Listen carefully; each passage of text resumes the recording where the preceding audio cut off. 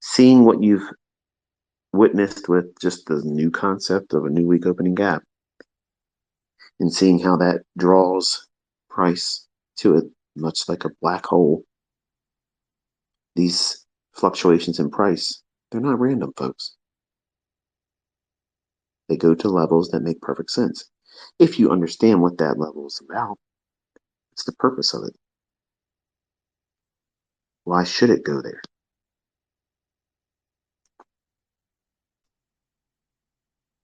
It's been very satisfying over the last 2.5 weeks reading the comments where all of you are in your charts and observing how price is reacting to these levels and gyrating to them, drawing into them like a magnet, and how consistently they behave.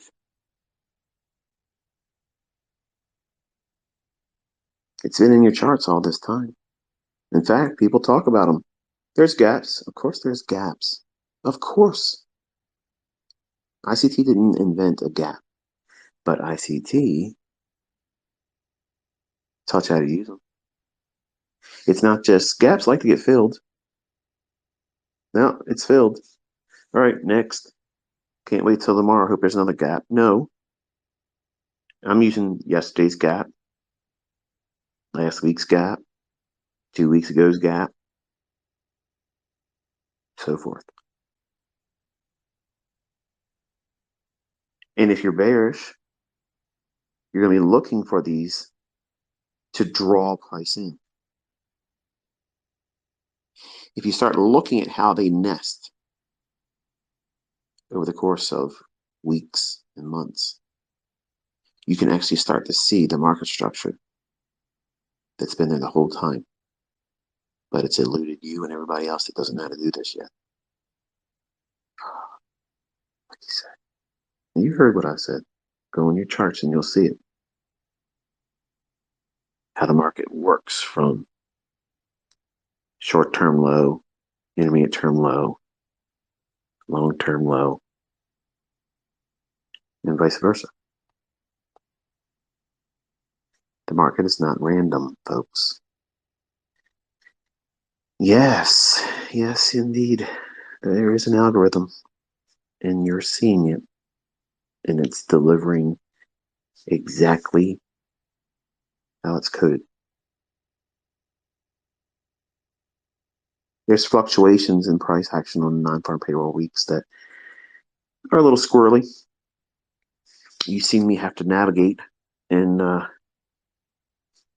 of my trades didn't pan out to full profit.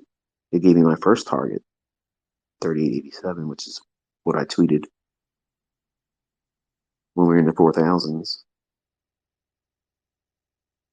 It dropped down there and then gave me an indication it was going to go the direction. And you watch me on a fly, just like that, reverse. I remember the first time one of my older students in mentorship, they watched me reverse right on the dime, just boom, spit, there it is, going other direction. And they were like, that was crazy to see that. And you watched it today.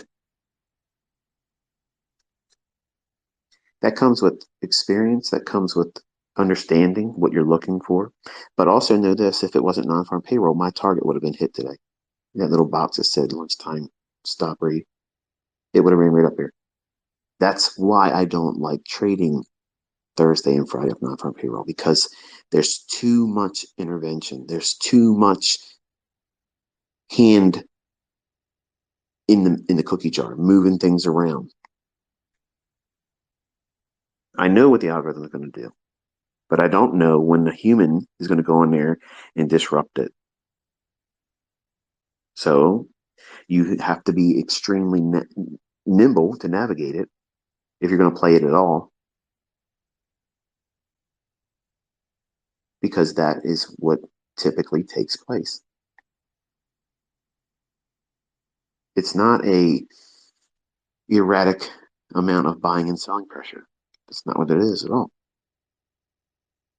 The start of the morning, you saw the fair value gap outline and went right up to it, And that was the high of the day.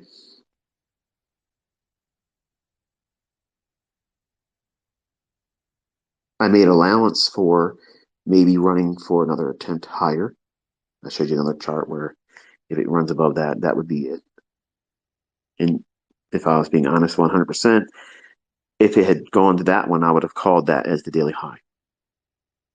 But it just so happened that the first fair value gap I outlined, that was the high of the day.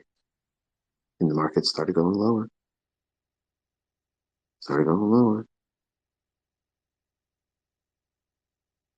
I saw a comment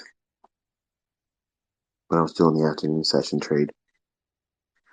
It dropped down to a fair value gap that I changed the color to, obviously, to whenever I have a fair value gap that's like a hue of red or pink or something to that effect.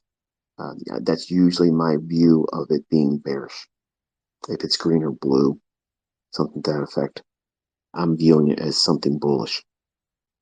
If it's not either one of them, then I'm just waiting for more information. I'm observing it. Uh, my son asked me, was there any reason why my colors are used? And I said, well, I guess subconsciously that's how I internalize it. But I never really actively said anything about it. I think maybe some of you that were more aware and looking at things more critically probably observed that.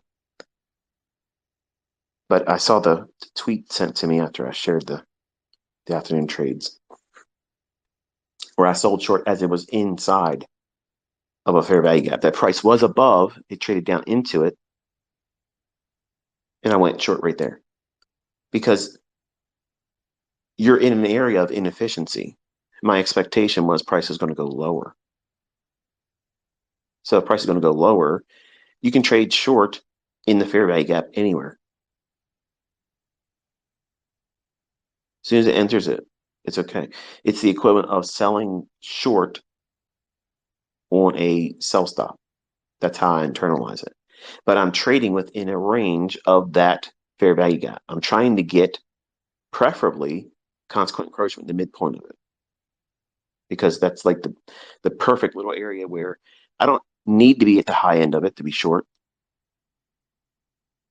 And it's not the lowest of the range that makes that fair value gap. So I'm trying to get in there. Anything better than the low of the fair value gap when I'm bearish. And you saw how that performed. It moved outside the fair value gap, went down below, it came back up, and then I added more as it bumped the bottom of the fair value gap. See, that's what real support and resistance should perform like in price. The problem is you aren't ever going to know which line to draw that's correct because it's always going to go through it, not respect it. And that's why look, if it was just as simple as support and resistance, those books would be constantly on the best sellers list. They're not because it's subjective. Whereas if you understand the first 30 minutes of trading, 9:30 to 10 o'clock, I've been intrigued to notice that not one of you has yet noticed this, but it should go in your journal right now. In the first 30 minutes, the fair value gap that I mention every time, that's the one that's critical throughout the rest of the day. Have you noticed that? Oh no, I got to go through that now. I got to go through all my charts and go back and look at those tweets. Yep, it's there.